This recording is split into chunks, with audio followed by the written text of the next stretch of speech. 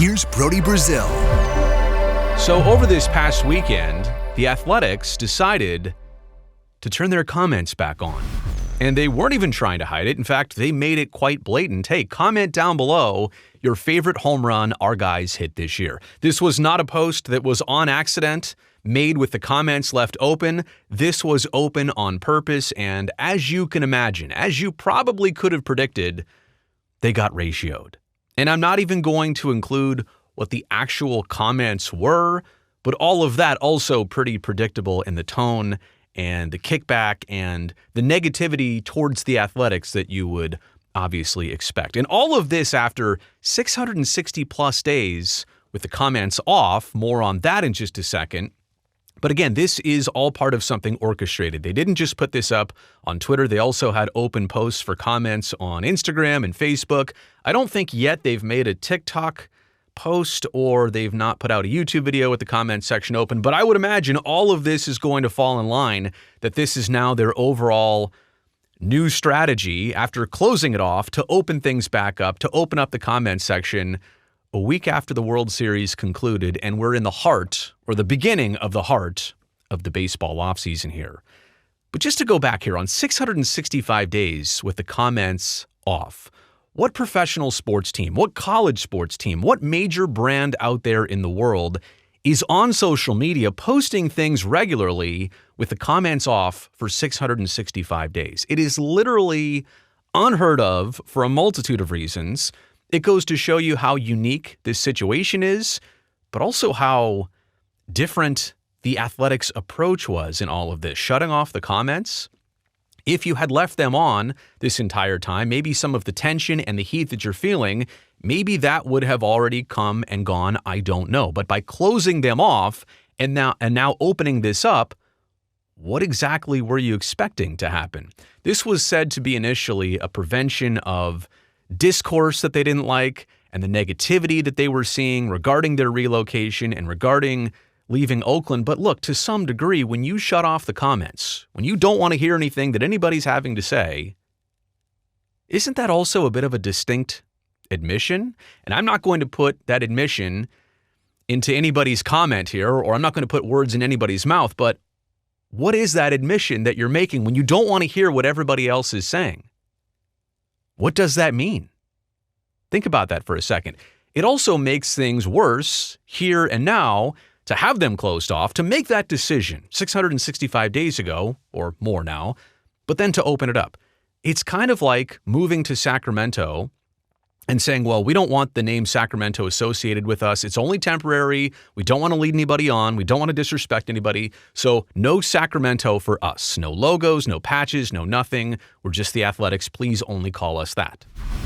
And then they realize that may have not been the right thing to do. So they go back and put Sacramento on their jerseys for next year. They have a Sacramento patch. They've got Sacramento gear and merch that they're now selling after just saying they weren't going to do that. And that's kind of the same deal here. A decision that was a hard decision to make at first, but you made the decision, and now you're going back on that decision. And you're making it worse by going back on that decision now. Shutting your social media off for 665 days when you're a brand like this, when you're a pro sports team like this, I'm going to be very honest with you. It is a real loss of branding opportunity, of advertising opportunity, and of revenue opportunity. Social media is not just for fun anymore. It's a way to market your brand, your business, and keep people up to date with what you're doing. And the fact that they were just posting but having no comments allowed, that is a real loss from the business side of things. In actuality, so they kind of had to be put in that spot, put themselves in that spot, and is probably why they're trying to get out of that spot right here and right now. In terms of opening the comments up, you knew exactly what the first replies would be, and you know there's probably going to be a lot more coming for the weeks and months and years and maybe even decades ahead. This was obviously not a mistake because they made more posts and they said in the first one, hello, put your comments down below. They're kind of low-key addressing the fact, low-key alerting you to the fact that comments were off for a very long time by actually saying, hey, make your comments now that we've opened them up. This is not a mistake. I want to make that clear. We had seen a few times where posts were made on different platforms and the comments were left open, and then, they realized it, they deleted it, they started from scratch. But in terms of this decision to open up the comments, this was either one of two things. Number one, it could be a simple misjudgment of the former fan temperature. I mean by people in Oakland who are still very hot about this. They just watched a baseball season conclude without their team in Oakland after 57 years. This is either a misjudgment of, hey, people are ready to move on. This is an okay thing to do right now because based on the responses and the continued responses, I think it's probably either a misjudgment. They thought it was time to move forward and appropriate to move forward. Based on the ratio and responses, it probably wasn't. Or this is simply trying to force the issue of, hey, we don't care if you're ready to move on. We don't care if you're still upset. We are ready to move this thing forward despite how you might feel about this. And despite the approach we took of shutting off the comments, we're now going to open them back up and continue to move forward. Make no mistake about this. The timing was tactical. The timing was strategic. The timing was intentional. Doing this at the start of the offseason, maybe people won't care as much. Maybe they'll forget about baseball literally the week after the World Series ends. And now the offseason is about to go into the darkest, coldest place of baseball through November and December and January. Make no mistake, this was intentional timing. There's a reason that this did not happen in June, July, August, April, May, whenever baseball month you might think of. Spring training next year, no chance that would happen. It's going to happen right here, right now.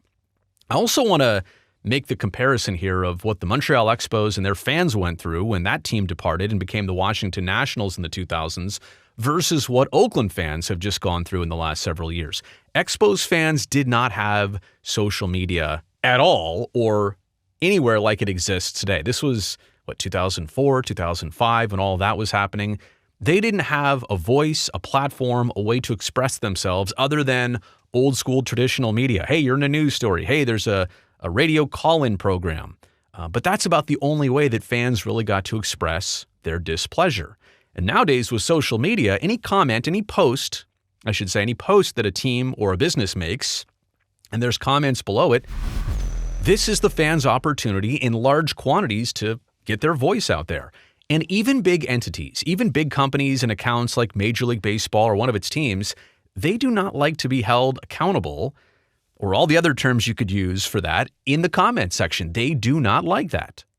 And especially when it's not just a criticism, there is some information, there's some evidence to go along with the criticism. And I'll talk more about information versus emotion in just a second, but it's not like this is all emotional posting. A lot of this is informational posting. Like, hey, remember this? Remember when you tried to buy the Coliseum site so that you said you wouldn't move?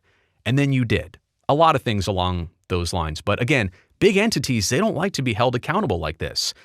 Also, fans got lost between ownership and politicians, and in the Oakland and the Montreal situation, it was always, hey, the team says this, politicians say this, we're going to fight over this, and then we're going to split and separate ways. Well, what podium did fans ever get? What say did fans ever get in this besides a reverse boycott game at the Coliseum?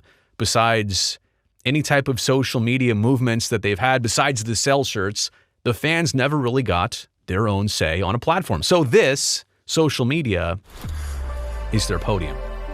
Here's my takeaways. I'll try and keep it quick. I think I've said most everything that needs to be said by now, but to sum it all up, this is going to be a long road ahead. If the A's are really opening up their comments and getting all the smoke that fans still want to throw their way, do you think this is going to end anytime soon?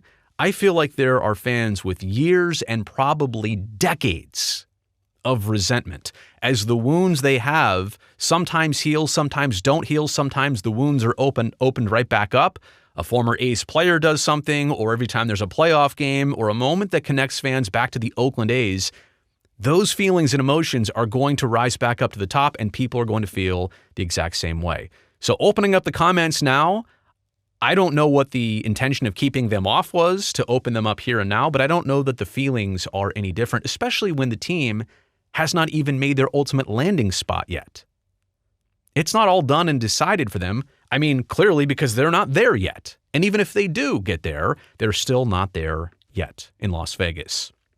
I also want to point out the decision to do this was not made by the social media team. This is very much an executive decision. This is very much a decision made at the highest of levels to open up the comments. So don't blame this on a small subset of people. This is a corporate top-level management decision to open up the comments, and we'll see how it goes. I also want to say, as you kind of sift through the comments and you see what's being said back to the A's, and again, all of this very predictable, but there is a huge difference between fans who are expressing anger and fans who are actually posting accurate information that goes against the A's. Like, just being angry about something doesn't do much. It certainly shows the quantity of people checking in. But what I feel is maybe the deeper cut in all of this is the fans who are posting accurate information about some of the misdoings of the A's in their departure from Oakland. And when that gets posted, that becomes more evidence, that becomes more of a case, that becomes more of an actual winning people over who may have been impartial to this or not up to speed on all of this. I find it interesting that that is the approach. Again, some people are just posting their frustration. Other people are posting accurate information that also goes against the Athletics. But look, this is the A's who did not show a lot of sympathy in their final year of baseball 2024 in Oakland, and now they're doing one of those same things again.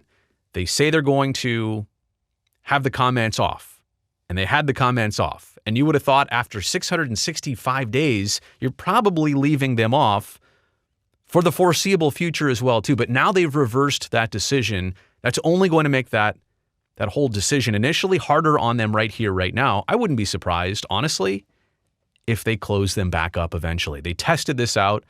They saw how this was going. If they're willing to let this flow and see how it goes, if they're willing to let this play out, I don't know that it's ever going to turn in their favor. I don't know if, again, in the coming years or decades, I don't know if they're going to get ultimately what they want from the comment section on social media. Well, speaking of that, tell me what you think about this in the comment section below.